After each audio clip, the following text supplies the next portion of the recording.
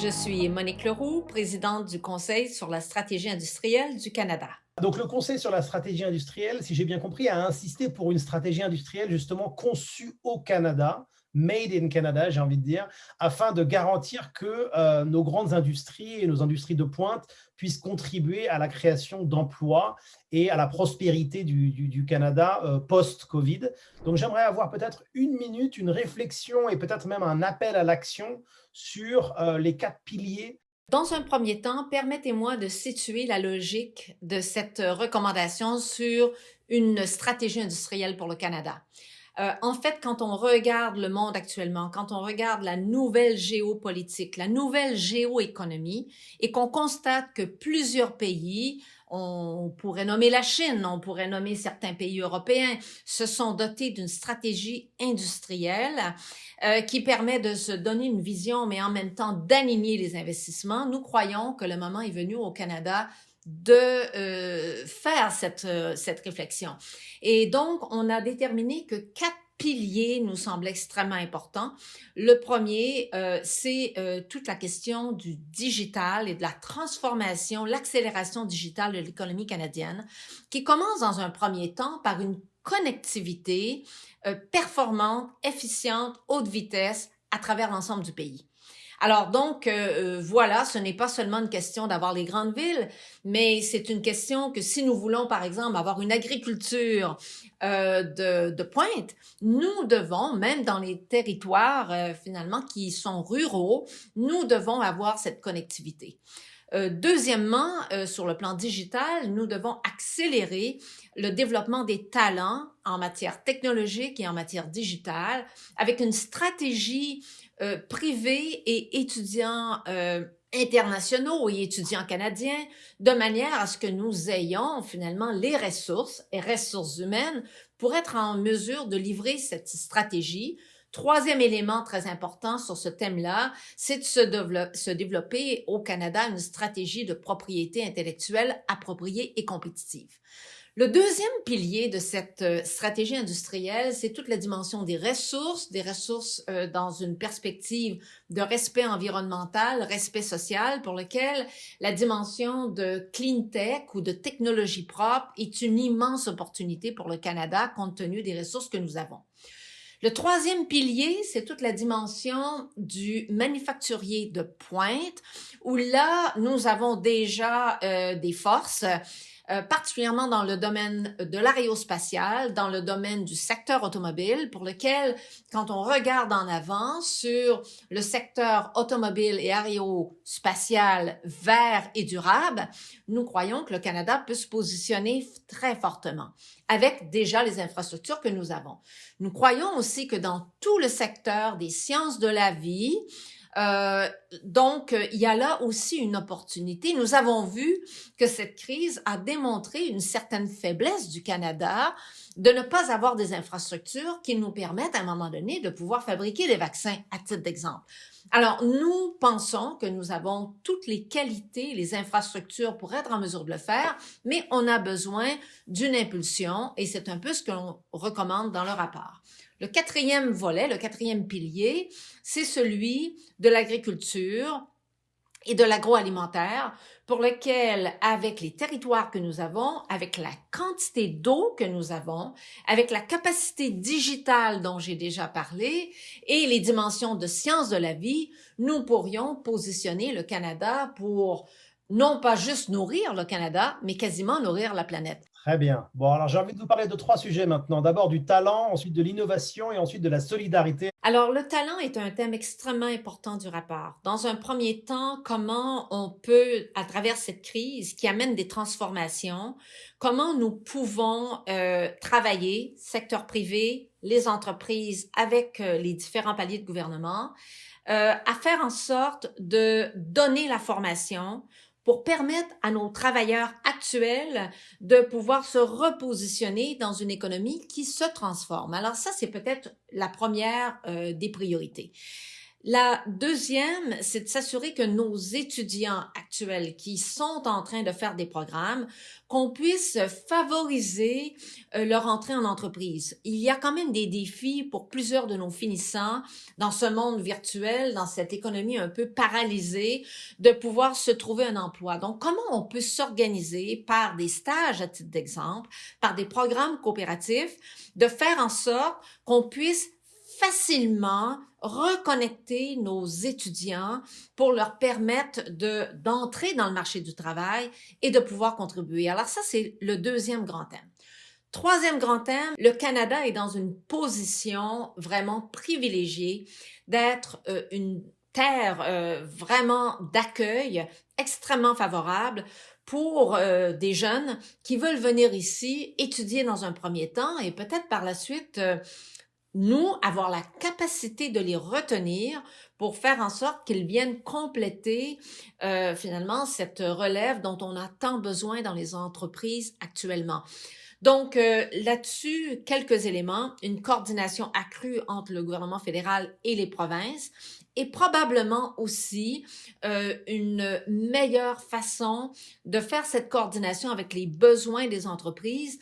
Plusieurs initiatives sont intéressantes à travers le Canada, mais je crois qu'il nous faut renforcer nos efforts en solidarité, d'une même voix, pour faire en sorte de faire front commun pour aller chercher finalement ces jeunes qui veulent venir ici et j'ose espérer qu'ils voudront ou qu'elles voudront devenir Canadiens et Canadiennes.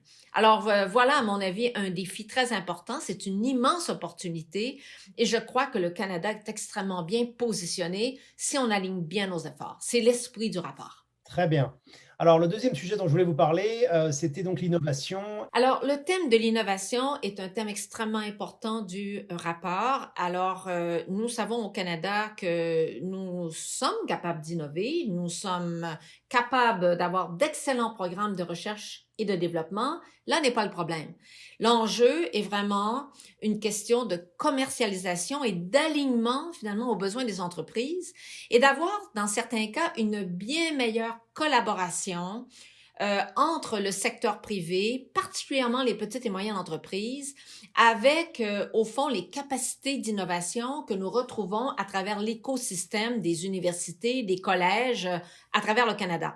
Et donc, là-dessus, il nous faut, en fait, revoir un peu notre approche, probablement par, et là, ça rejoint un peu le talent, par ce qu'on appelle dans d'autres pays des programmes duals qui permet de favoriser finalement l'introduction en entreprise de talents avec des institutions d'enseignement qui favorisent à travers des programmes cette innovation qui est très, très, très adaptée à des besoins commerciaux.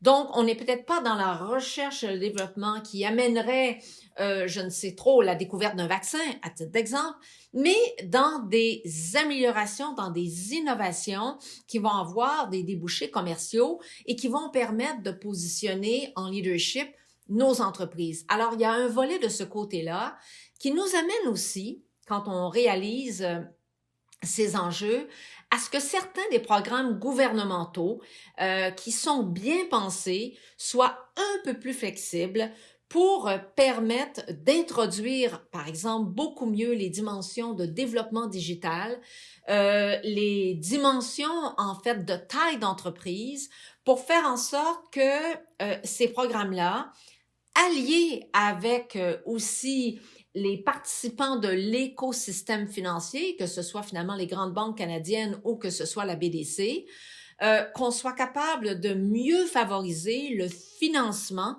des programmes d'innovation des entreprises. Vous avez identifié avec le Conseil sur la stratégie industrielle la crise du Covid-19 comme une opportunité ou une occasion de renforcer la solidarité et de créer des nouveaux liens, des nouveaux partenariats entre secteur public et privé, vous en avez déjà un peu parlé, mais aussi entre les gouvernements au Canada. Ça, c'est un sujet qui me tient à cœur, on va dire, la coopération dans le Canada.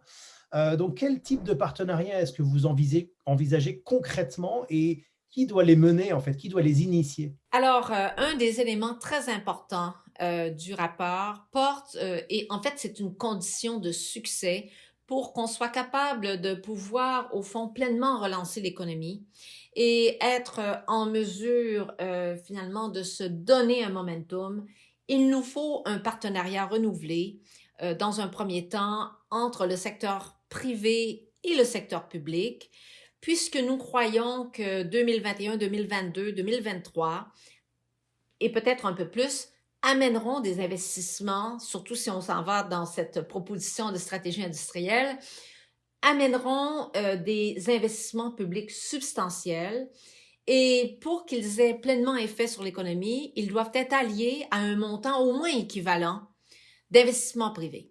Et dans notre rapport, on parle d'une fourchette d'à peu près sur une période de, je dirais d'ici 2030, d'à peu près 100 milliards de dollars sur un plan public et au moins le même montant sur un plan privé. Et pour y arriver, et ça, peut-être parlons de la conclusion, si on est capable de pouvoir le faire dans une vision porteuse qui pourrait s'inspirer des 4 piliers que j'ai évoqués il y a quelques minutes, ça nous permettrait d'aller chercher de la croissance économique additionnelle qu'on calcule d'au moins 1% de plus de croissance de PIB, ce qui représenterait à peu près 300 milliards de dollars sur l'horizon 2030. Et ça nous aide honnêtement à créer le momentum, à gérer finalement la pression sur les finances publiques et sur la dette, mais en même temps à créer des emplois et créer une activité économique robuste. Donc, ce que nous avons besoin pour y arriver, c'est d'abord, dans un premier temps, un dialogue sur quels sont les projets porteurs que nous pourrions avoir à travers le Canada, d'où l'importance de cette logique d'une stratégie industrielle. La stratégie, finalement, elle a pour objectif de faire quoi? De partager une vision et de faire en sorte que l'ensemble des participants, y compris les provinces, puissent y contribuer. Prenons quelques exemples concrets. Tout le domaine des infrastructures ne peut pas se réaliser seulement par une annonce du gouvernement fédéral. Elle doit amener des participants des provinces, elle doit amener dans certains cas les municipalités, dans d'autres cas le secteur public. Alors comment on est capable d'engager un dialogue robuste qui nous permet d'avoir du momentum dans ces projets? Évidemment, la présence du secteur public nous permet de dérisquer en partie certains des projets qui permettent par la suite de faciliter les investisseurs privés pour faire en sorte qu'on puisse les réaliser et aller chercher les retombées. Et pour ça, ça passe par un dialogue robuste. Et nous avons, pour conclure sur le sujet, proposé comme mécanisme d'implantation une forme de fonds d'une stratégie industrielle ou d'une croissance industrielle, donc on peut l'appeler de bien des manières, mais un fonds qui serait de l'ordre d'à peu près, pour démarrer, 35 milliards de dollars, qui faciliterait la convergence des investissements et le dialogue des parties prenantes. Personnellement, vous, Monique, à quoi ressemble votre économie canadienne du futur? C'est quoi votre vision personnelle? Quand je regarde en avant et que je me projette sur l'horizon 2030, j'ai envie de rêver d'un Canada et d'entreprises canadiennes parce que nous en avons la capacité, qu'elles soient des leaders, qu'elles soient parmi les top 10 entreprises de certains secteurs d'activité où nous avons des avantages stratégiques. Alors, si je prends le secteur des ressources, il me semble que des entreprises canadiennes devraient être des leaders dans ce secteur-là, mais avec la particularité d'être des leaders aussi RSE, ESG. Donc, qu'on soit capable à la fois de développer les ressources, mais de le faire d'une façon durable, soutenable et dans le respect de l'environnement.